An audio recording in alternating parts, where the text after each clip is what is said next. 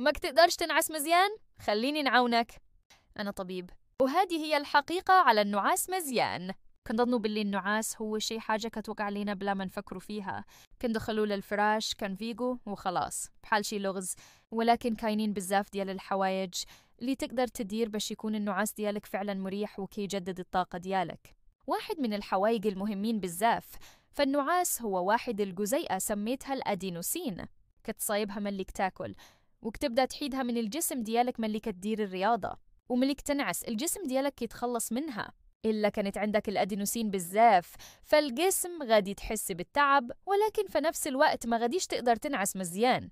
أحسن طريقة باش تحيد الأدينوسين هي بالرياضة وبالماكلة الصحية، خصوصاً الماكلة اللي فيها أوميغا 3 بحال الحوت، السلمون، السردين، الماكريل.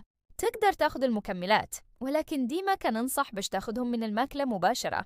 الأدينوسين حتى هو كيأثر على الدماغ ديالك، إلا كان بزاف ما غاديش تقدر تركز ولا تفكر مزيان ولا تفتكر المعلومات.